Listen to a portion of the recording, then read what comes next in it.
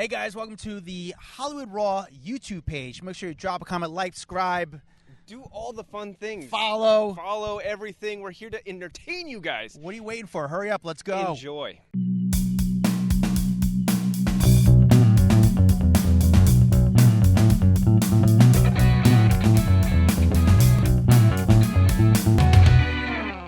Welcome to the Hollywood Raw podcast. I am Dax Holt, joined by Adam Glyn. This is our last Raw rundown of the year of 2022. You know, while every other podcast out there has put a hold on their podcasts, not us.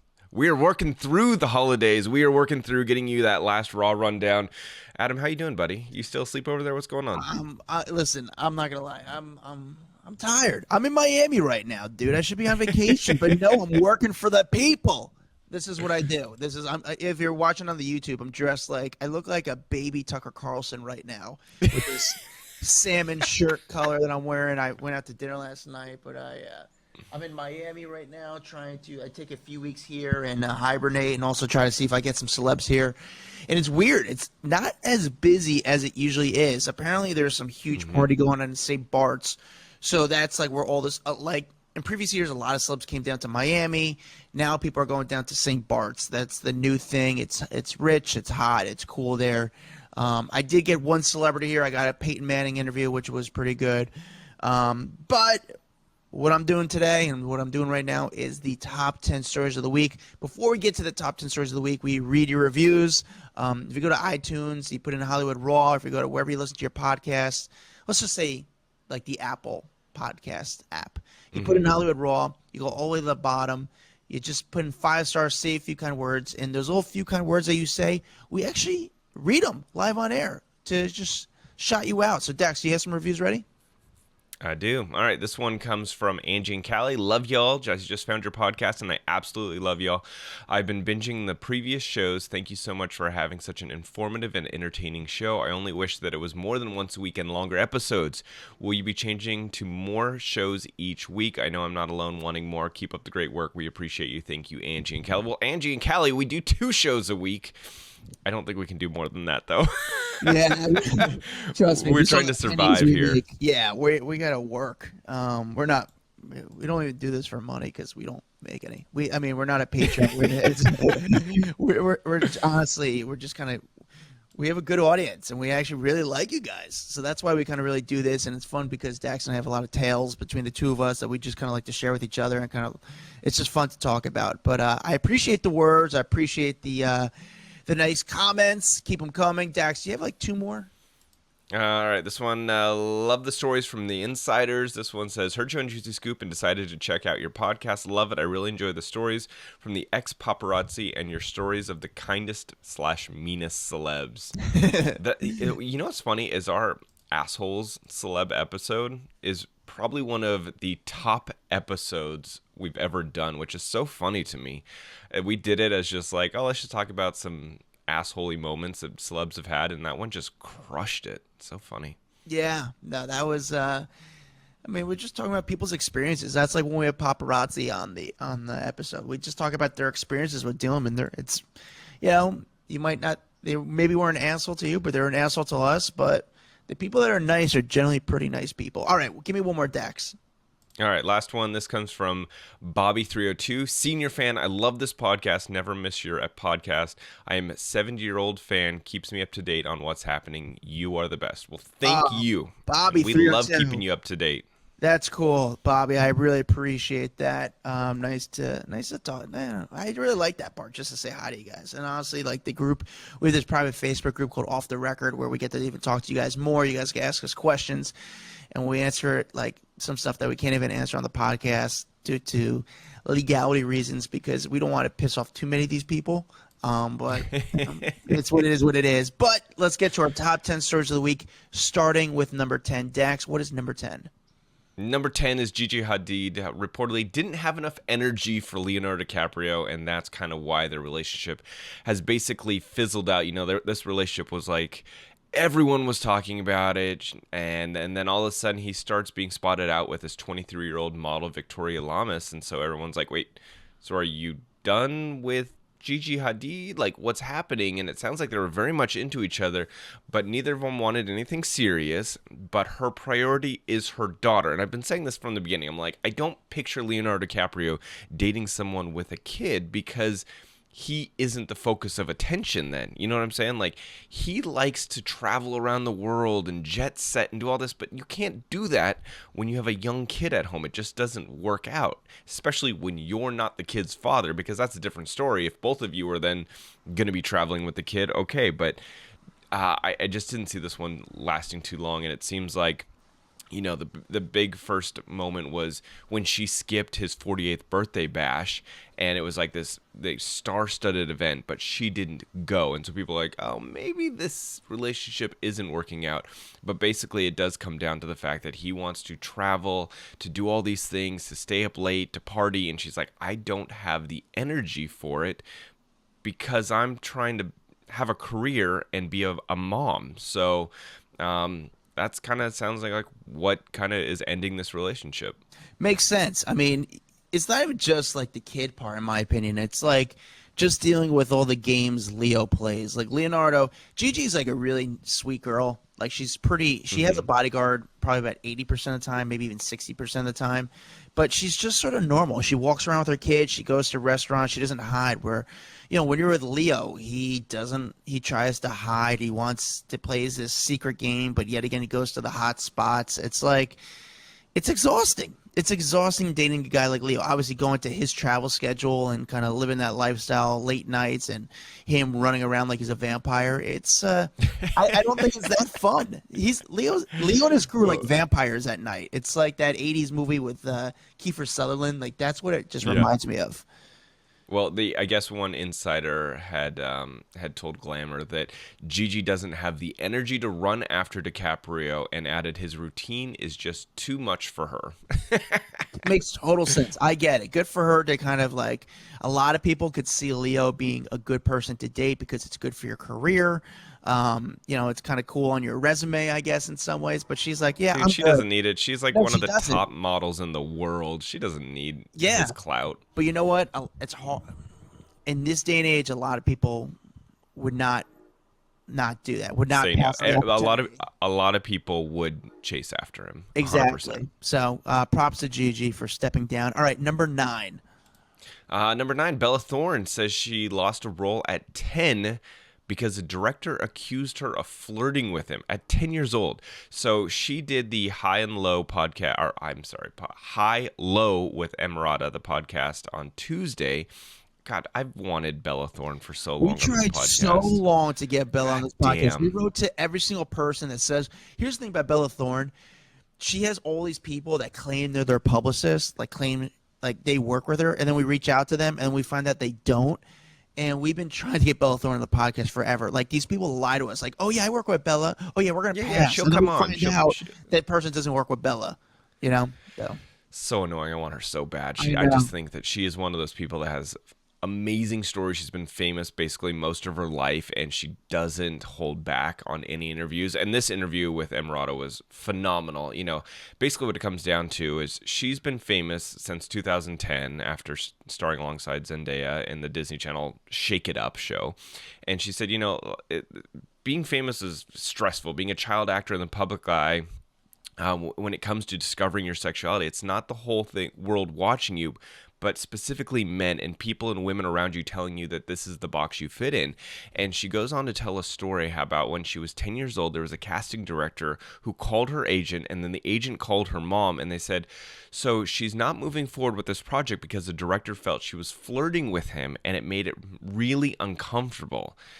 And she said, and she goes on to say, like, what the fuck are you talking about, man? I didn't give a fuck what I said. I don't care what I said. I could have said, eat my pussy right now. I'm 10 years old. Why would you think that? Why? And she's got a point there. Like, how would a casting director feel like a 10-year-old is flirting with him? That's really weird. Yeah, it's Bella Thorne is just such an interesting person. It's weird. I mean, from my experiences, like, I saw her on the street one time in New York City. I was afraid to put her on camera. Like, I was like, had the camera. I was like, do I go up to her? Do I not? Because I didn't know how she would react. She's like, are you gonna ask me something? Like, go. Like, ask me. I was like, oh, okay. But yeah, great interview. And I mean, it's a wild story. it's a weird story. It's a wild story. I mean, Oh, flirting with her at 10, and it's insane. and Emrata kind of co-signed on. She's like, you really get sexualized in this industry. She said that when she was 16, a modeling agent told her, "This face, this is how we know this girl gets fucked." And she was like, "What?" Because of my face? That's what gives you permission to say this? No. Just because I'm a model doesn't mean that I'm just out there having sex with everyone. Like, damn. So, Yeah. I definitely highly recommend go listen to this episode. Great episode. I mean, both these women, they don't hold back from anything. Yeah, no, it's a wild yeah, just a wild interview. I would still want to. Sometimes when people do interviews, like some people, we had Trevor on, who was a paparazzi, like 3 episodes ago, and people love that episode. He was a paparazzi who dated Aubrey O'Day. Aubrey O'Day has been doing a lot of interviews lately, and we first wanted Aubrey O'Day, and now we're like, I don't want Aubrey O'Day. Like, she kind of said there's nothing to say, but I feel like I just still have a lot of questions for Bella Thorne, even though she just did an interview.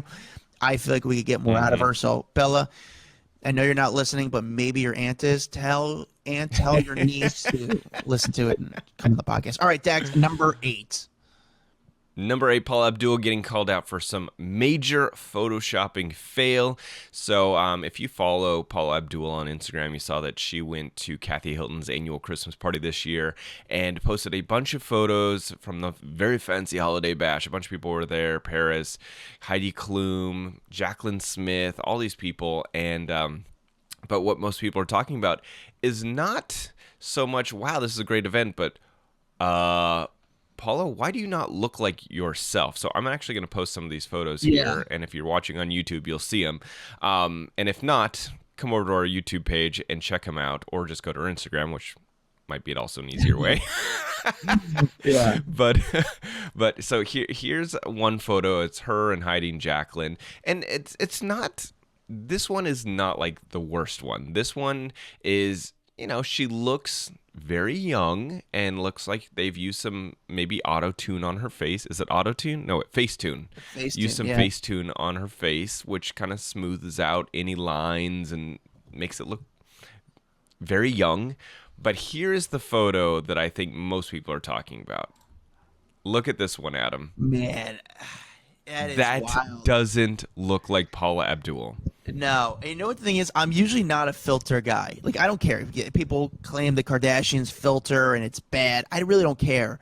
And I still don't care about this. However, it's like, dude, this is really not a good job. Like, whoever, I wonder if she did it or if like her assistant did it or who did the filtering, because that does not like, how did look this like one her at all. pass? Yeah, this one, how did this pass the okay, we can post it, because it is so face-tuned that it looks like Paula Abdul's daughter or something. Like, this girl doesn't even look like Paula Abdul. It looks like a 16-year-old girl. Like, it looks like you're going to a Christmas party for like a junior prom type thing. It's so bizarre.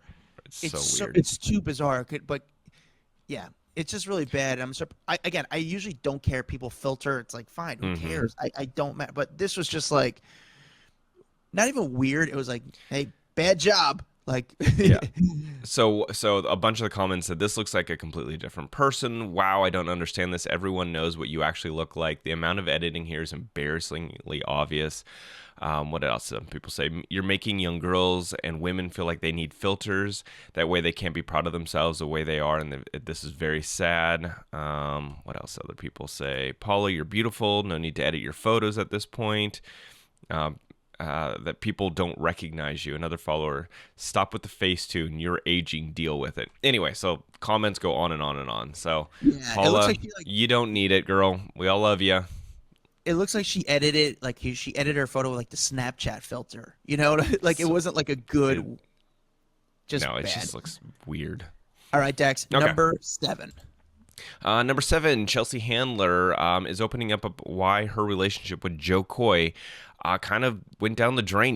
This relationship everyone thought was going to end in marriage. They were like on top of the world. They seemed so happy together. And she says, it just became clear that he was just not my person. So she did an interview with Brooke Shields on her podcast, What Now? The two women were sitting there talking about Chelsea Handler's personal life, her professional life, and they got on the topic about her romance with Jo Koy, which ended ahead of their 1-year anniversary in July. And she said, I really believe this was my guy. I was like, oh my God, I won. I got everything. I have a career. I have respect. I have my family. I have so many friends and all these things. And then what I thought was going on, or what was going to be the person to spend my life with, she said, I'm not that hard to get married, but I was open to the idea of it. And towards the end of the relationship, it became clear that he was not my person. There were just some obvious behaviors we couldn't agree on. I felt to me I would have to abandon myself, which maybe I would have to be okay with when I was 20 or 25, but I wasn't willing to do that no matter how much I love the person. Okay. Still a little cryptic, right? Yeah. Yes. What do you think that means? Is she saying like he was doing drugs and I wasn't into that, but maybe if I was 20 or 25, I would? Is it drinking? Is it late night partying? Like, what the hell is she referring to? And that's what I think a lot of people are pissed off or not pissed off, but just kind of like, what the fuck? Because it was a very weird I left message. up the Kathy Hilton picture. Sorry, hold on. Oh, sorry. People are like, yep, we saw this. Okay, my bad. So I think a lot of people are just sort of like questioning like, why would you bring this up? Like you can't just say this but not tell everything because it leaves at least too much guessing. Either don't say it or say it. I don't think Jo Koy has a drug problem by any means. And if anything, Chelsea is pretty open about how she smokes weed and she's done some stuff. But why do you say some behaviors that I just couldn't agree on? Like, why do you say behaviors? Yeah. That to me, like, that makes people speculate that there's like drugs, even if there's not. And really, I don't think Jo Koy does hardcore drugs or anything like that. Yeah. We've had him on the podcast. He's pretty open, and I think we would know that because I don't feel like he would hide it. But I don't know. Made me question even more. Unless this was on purpose to get people guessing on her, she's like. I think Chelsea, in some ways, she's going to be doing some days taking over for Trevor Noah at The Daily Show. And she did say she'd be open to taking over that role. So maybe it's like a way of her keeping her name relevant a little bit. So she does have her new Netflix special, Revolution, dropping on the 27th. So a couple days ago. And this is right around that time. So maybe it was just a ploy to get people to check out her new and a Netflix special, and I think he directed it as well. And she said that he directed it, but we haven't spoken in quite some time. Yeah, it's weird because again, they were so close. As like he felt that he was friends, and I actually thought this one was going to last for them because they were such close friends. And it's weird because they crossed the line and started dating. Now they're no longer friends, and they haven't spoken. He hasn't said any comments about her. He's been very, in some ways. Professional, like he talks kindly about her. Like they both actually, when they broke up, she didn't say anything bad about him. She's even gone on to say like she made it cryptic, but she did. She definitely praises him and says that she loved him a lot and thought that was her guy. But just said there was things that were unacceptable. Yeah, I think into what it was. If you're going to bring it to that extent, you have to kind of. You don't have to. It's like it's your life. But I feel like to protect his sort of persona, his career, like I think you got to be a little bit more specific then, because you leave people with a lot of speculation, and speculation in this industry is not the best thing to do. All right, Dax, number 6. Emily Ratajkowski and Pete Davidson. There's a big report that they have split up after 2 months of dating. Adam, are we even going to call this a split? Yeah. Were they even really together to say that they were dating? They were photographed at a Knicks game. That's not together. And I really think at the end of the day, this was just a smart publicity move on their part. Getting out there, everyone was talking about them. It worked for both parties. Do I think that they ever really were dating? No. Could they have hung out and had a fun night? Maybe, but I don't think this was dating. No, I agree with you. I hope for Pete's sake, and maybe for her sake as well, they had a night where they got it out of their system. But It was good for business. It was good for their career. But yeah, I never thought of this as a real thing, you know. And now, Emily is not hiding about the dating she's doing. I mean, paparazzi are waiting outside her house every single night because they're like, all right, she's going to go out tonight. Let's see who she goes out with.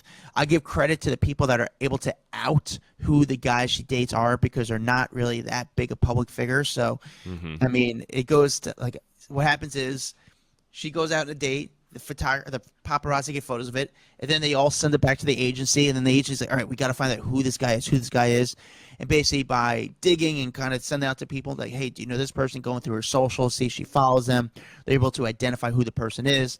I think it's a lot less sophisticated than that. I think it's, hey, Emily's going to be here with DJ so-and-so. You guys might want to go get photos.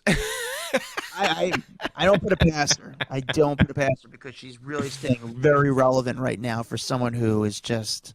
Well, I think even this story, like, I think everyone had already moved on thinking that Pete and Emily weren't even a thing. I mean, he's been seen out with Chase Suey Wonders. She's been seen out with a bunch of people. Why this was a source telling People magazine that they weren't together, it's like to get their names in the headlines again. Like, this was a pointless story. Yeah, it was just like no one got excited about this. Honestly, I think it was a backward step for Pete. Emily, obviously, it was good for her name, but it was a backward step for Pete. It was just kind of gross. So it's like, all right, dude, enough. So I like that he's with this other girl who's not like the biggest actress. They're not confirmed in a relationship, but they've been spotted, I guess, 3 times now at different things at Whole Foods, at his apartment, and at Rangers or Knicks game.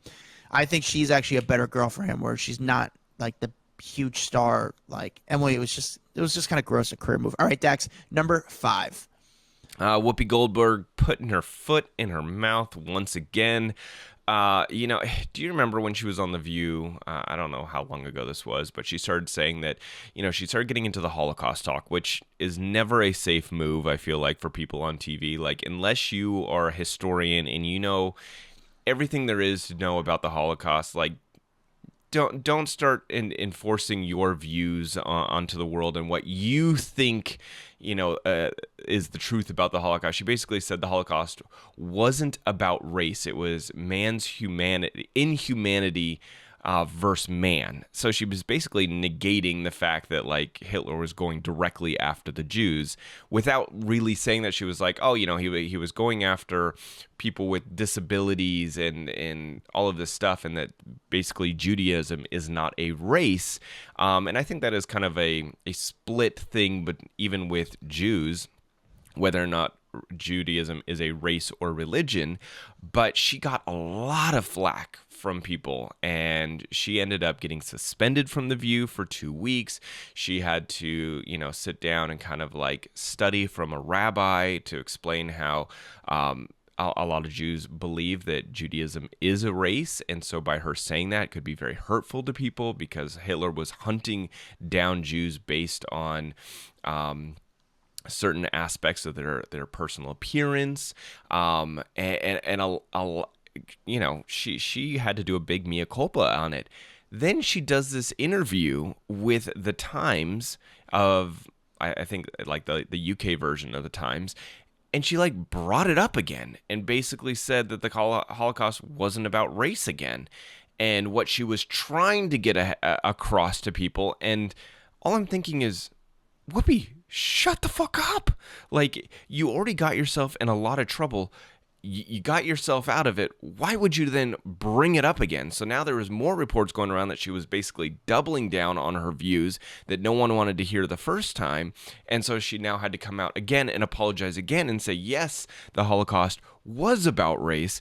I'm just, I know this is a bit of a confusing story, but at the same time, I don't know why she just keeps talking. Like, move on. She must just really, really feel like deep in her heart that she wants to get across her point, and it's failing every time. Yeah, I personally, I've met Whoopi a ton of times. I like her as a person. She's very sweet. She's very nice to me. Like, I don't have a bad story to say with Whoopi personally. Like, I've always got along with her super great. I feel like sometimes with these shows, like, even like ESPN to like The View, you're supposed to have a hot take, and everyone goes one way, you go to the other because it's good shows. And maybe with this one, she thought she was going to have like a hot take or an interesting take that would make the show interesting, relevant, maybe keep her around a little bit more. But it was just, again, hot takes about the Holocaust. Leave them out. They never go well for you. Yeah, I expect more out of her. And I know what, she apologized. She did the work. It's just, it could be age, where she's just not as quick-witted as she once was, where she could, just have a better opinion or better know like how to make good TV. But yeah, just didn't work well. She apologized. Hopefully move on. But guys, just stay away from hot takes on the Holocaust. It's just, you're right, Dax. It never works out well. It never goes well. Yeah. All right, number 4. All right, number 4, Kim Kardashian breaking down into tears, talking about Kanye West shielding the kids. If you've been living under a rock, you didn't see this one this week, but she did. She got really candid with Angie Martinez on the IRL podcast, saying that she really hides her kids from all the crazy crap that Kanye does in the public. She never badmouths Kanye to her kids, and she really kind of like shields them so they have no idea all the wild crap that he's been doing this year. She says she basically has them living in a bubble, and she broke down into tears while talking about this, that it is a big struggle co-parenting with Kanye West amid their split. And she said, I want my kids to grow up like I grew up with my dad, like reflecting on Robert Kardashian, and to really give the kids great memories like her father gave her. But then she said, you know what, I will not bash their father, especially not publicly. And she says that I don't want my kids to ever hear that. And she said, I hope that one day later in life, they will thank me for not bashing him. So, and then she also opened up about the whole Balenciaga backlash, saying that she should have responded quicker, and that was a big fault. And, people aren't perfect, but she lives under this microscope at all times, and it's like, it's really hard to constantly have everyone focus on you, and she did apologize for not being quicker on that. Yeah, Kim's the best. I mean, and a lot of people, what are you talking about? Kim's the best. You know what? She's cool. You know what? I respect her for not talking about it in front of her kid, because it is such a crazy thing, and it's nuts. But Kim's pretty strong, and I think it's and she's also, I think, pretty honest as well. Do you think so? Do you think she's honest? So 100%. And you know what I like about it is when we had Steve Honig on, he said the number one thing you should do in the court of public opinion is just own up to your shit and move on. Like, don't dance around it. Don't give excuses why you did what you did. Just own up to it, and you'll get a better reception. And I feel like that is what Kim does. When she does mess up, she'll go out there and she'll say, hey, I should have responded to the Balenciaga campaign a lot quicker. And I should have done it. I didn't. I messed up. And then she kind of like moves on from it. And I think that's exactly what any crisis PR person would tell her to do, and she does it. Yeah. And you know what the thing is, too? She just addressed it, so now we all moved on. Like, there's nothing else to really say. She addressed it, and now we move on to the next Kim Kardashian story, and we wait another 2 more days until the next Kim Kardashian 2 more story. days? I'm going to give it 2 more minutes before a new Kim Kardashian story comes out. There's also another story that came out that she, no one really cares that much, but she says never say never when it comes to ruling out more kids. So we're already on to the next story, but I give her props for addressing it. I props her for being honest. Kim, everyone, like, it's funny. Doing what we do, first question people always say, have you met the Kardashians? What are they like? And I think they expect a negative answer from me, and I always say they're the best. Mm-hmm. They're the best. Yep. They really are. All right, Dax, number 3. Andy Cohen throwing shade at James Corden now, saying that he ripped off his Watch What Happens live set. So Andy Cohen is accusing James Corden of basically copying the bar. So you know how Andy's always kind of had a bar on his set where he's like, oh, well, now you see James Corden also has a bar. And so I think that Andy is really just upset about the fact that he has never been included in the late night host conversation. And this goes back to even when was it Variety or Vanity Fair did this big old photo shoot. I think it was Vanity Fair actually did a big old photo shoot with all the late night hosts back in 2015. And he was left out of it. And he's constantly left. Like when you think of late night host, do you immediately think of Andy Cohen, or do you think of James Corden and, you know, Jay Leno and like all these other people first? That's my question. Yeah, I understand Andy's grief with this, or her anger with this, because I think Andy Cohen show is great. I actually think of all the shows, I think Andy's Cohen might be one of the most watchable, because it's just, you get a real interview out of it. You walk away from Andy's show with something from the interview. But now, it's a different do you structure. Think just because right? it's do you think though it's because it's on Bravo that he's never, like, if it was on ABC or NBC or, you know, like one of the lower channels, do you think he would get more credit for what he does? 100%. But also, his show's a half hour. All those shows are an hour. I mean, if you really want to be more specific, how about Greg Gutfeld, who is the host on Fox News? He does a late night show on Fox News. And, you know, if you're left or right, whatever it is, you can't break that ratings-wise. His show does incredible ratings. It's a late night comedy show on Fox News. They don't have guests, really. They have some like kind of like newsworthy type guests, but not like your typical celebrity guests. But his show beats out ratings beats like Jimmy Kimmel, like ratings on these other late night shows consistently. But yeah, I do think if Andy Cohen was on Are you like a secret Fox News fan? This is your second Fox News host reference in 1.5 hour show. Did I say what other story? You look like Tucker Carlson. Oh yeah, I do, but I do. Come on, look at me. Like, it's so bad. But yes, I think Andy would get more respect if he was on a major or a basic cable network.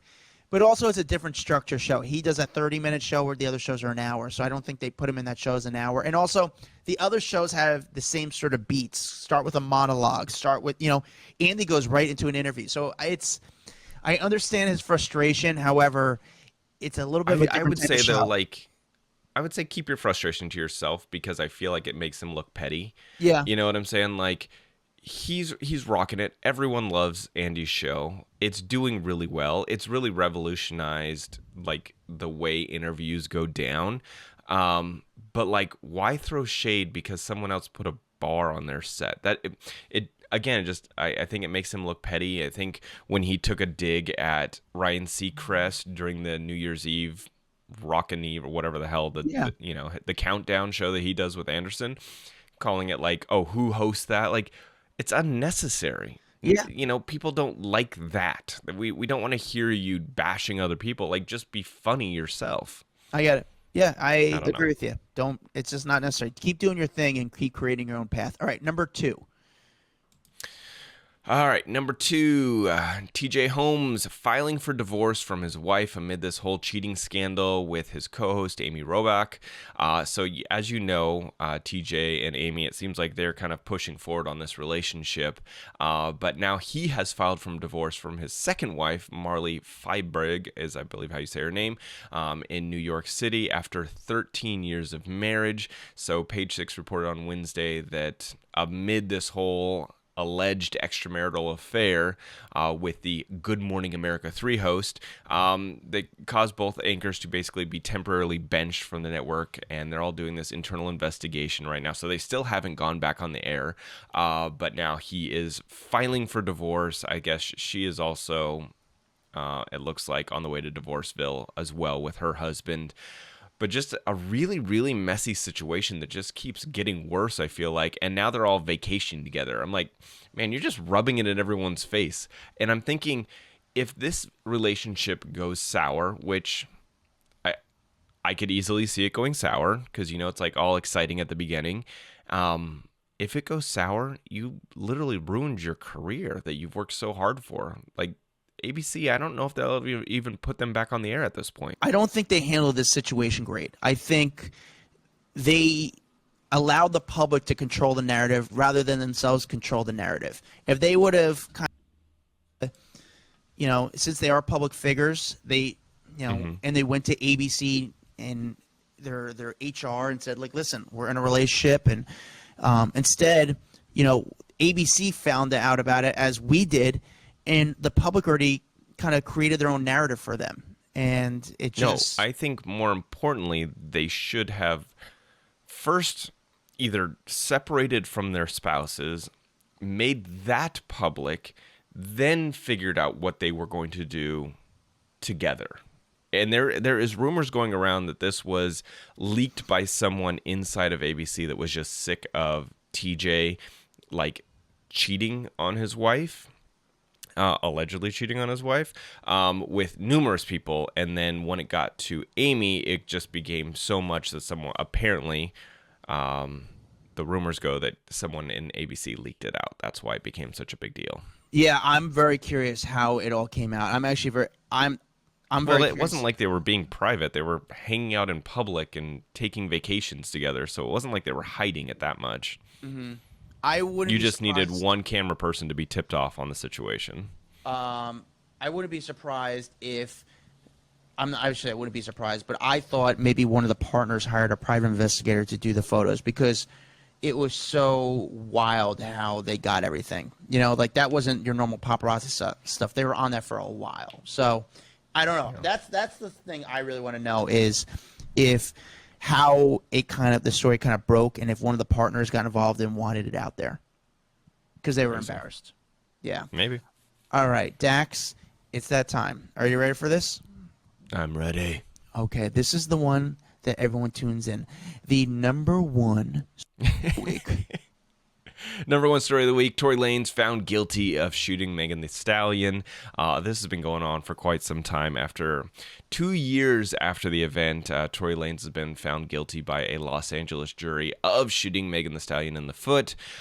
She testified in court against him that he fired a handgun at her feet during a roadside altercation, shouting I think it was dance bitch or something what he said. Yeah. But Megan claimed she was attempting to flee from Lanez at the time and required surgery to remove bullet fragments from her feet. But he can now face up to 22 years in jail. And his charges include assault with a semi-automatic firearm, having a loaded, unregistered firearm in a vehicle, and discharging a firearm with gross negligence. And so she has yet to comment on the outcome, which I'm sure she is very happy with. But her lawyers have been quoted saying that the jury got it right. And you know what? I think this is a big deal because I think it's hard for women in the entertainment industry to speak out like this, because when I say this, the rap industry, I think she got a lot of criticism from other people in the rap game saying that she was basically a snitch or she was, ratting him out, when at the end of the day, she was the one that was the victim here. And she should be able to say, the dude shot me in the fucking foot. That's not okay. There needs to be consequences, not I should just shut my mouth and be quiet because I'm a woman in this industry. And so, domestic violence and issues surrounding race and sex in the criminal justice arena, they should be brought to the forefront. And I don't know. I'm happy for her. I hope though that I hope things settle down for her in regards to other professionals in the entertainment industry. She got shit on a lot over the last couple of months. Yeah, she talked about a lot with her peers that, basically her peers kind of turned their back on her for kind of being public and, sort of ruining this guy's career. Here's a little inside tea that I found out. So you heard the story regarding the story, if you follow along with this case, that Tory was he offered to pay her $1 million, her and her friend $1 million to not say anything. Yep. And they, so that became public.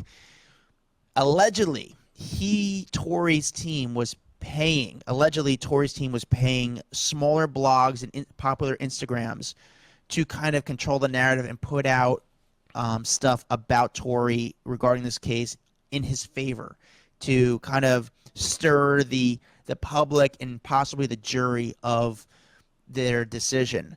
And I think there was a story going to come out about this, but it might have got buried after the story of him coming guilty came out. That's so interesting though. Like trying to like even bury it more. So I mean, listen, that goes back to basically what Meghan Markle said in regards to, you know, you've got one side pushing a narrative to all these small blogs around the world. They can change the influence of millions of people and the way that they look at a celebrity. And, you know, that was kind of her big grief, was that the palace would push out these stories to all these reporters, all these news sites, and it would be very one-sided, and she always got the like shit side of it. And that's why the public had turned so much on her after being so beloved at the beginning. I don't know. Anyway, Tory Lanez is scheduled to be sentenced on Friday, the 27th of January. So got some time before that happens. Yeah, just a wild situation. And women should not be afraid to report crimes. And I think that is the big takeaway from this, you know, especially black women out there. They should not be afraid to report anything, especially from pressure from other people in the public eye. That's right. Well, that's our top 10 stories of the week. Thank you guys for tuning in. Make sure you like and subscribe on YouTube. Make sure you follow us on Instagram at Hollywood Raw Pod, POD. Follow us on Facebook. We have this private Facebook group called Off the Record, where we kind of share some of our favorite tea with you and kind of keep up with you. You guys can ask us questions and we answer, and you guys talk to each other. It's just a really good, fun community where we all kind of hang out and bullshit about this nonsense. Find me at Adam Glyn. Find Dax Holt at Dax Holt. Have a happy New Year, guys. We'll see you guys in 2023. Hopefully, and here's my prediction. Within 2 weeks, there's going to be probably some sort of big death, and everyone's going to go, oh, my God, the worst year ever. It always happens, right? Yeah, it always happens. It's like January 1st, 2nd, or 3rd. Someone dies, and everyone's like, oh, what a horrible way to start off the year. Yeah. Yep. So death is always a hard way to start off any day. How about that? It's true. So let's try to hold that off for as long as possible. But Happy New Year, guys. Thank you guys for supporting us. Hope you and your families are safe, happy, healthy, and just having fun. See you guys next time. What's up, guys? If you like that video, there's plenty more where that came from. Make sure you like, subscribe, hit the bell so we can just feed you all the goodness daily. Hurry up. Come on. Let's go.